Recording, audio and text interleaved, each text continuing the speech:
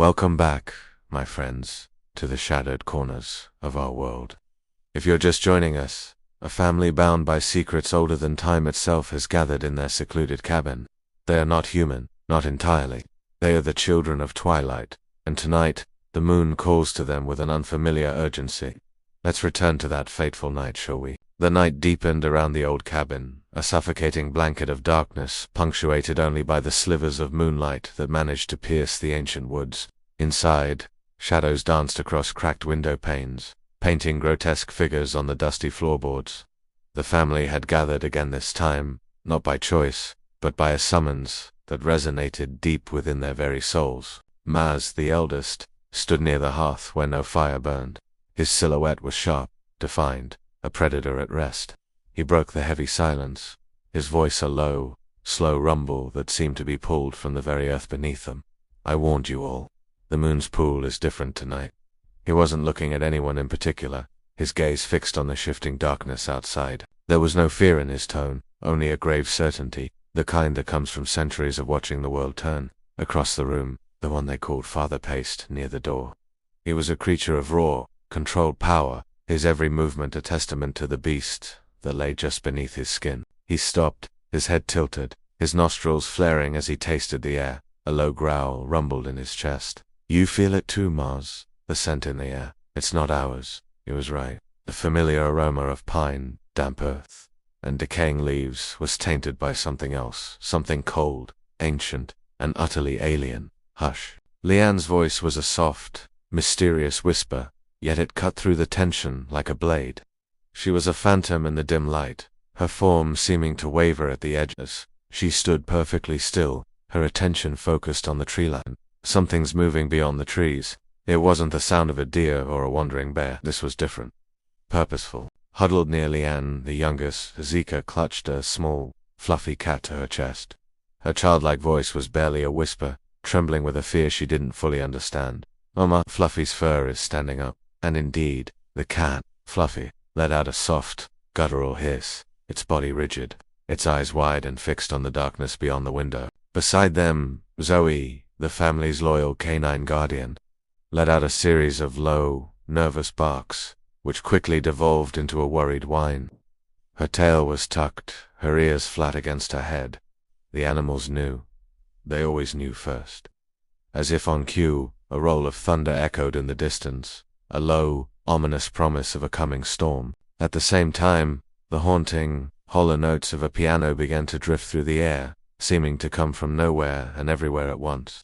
It was a melody of sorrow, a dirge for something not yet lost. Then, the clouds parted.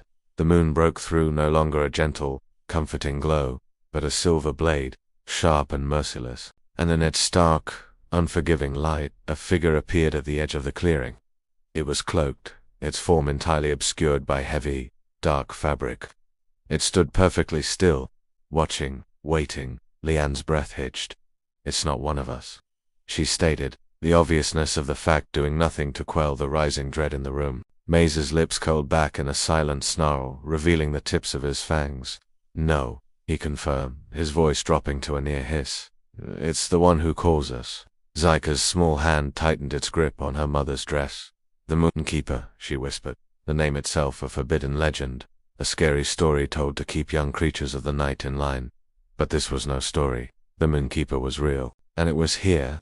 A sudden, violent gust of wind slammed against the cabin, and with a tortured creak of rusted hinges, the heavy wooden door swung open on its own. It invited the cold night air and the stranger's oppressive presence into their sanctuary.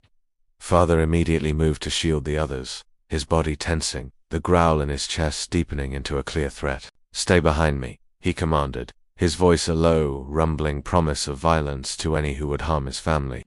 The cabin fell into an almost unbearable silence, broken only by a strange, low hum that began to permeate the air.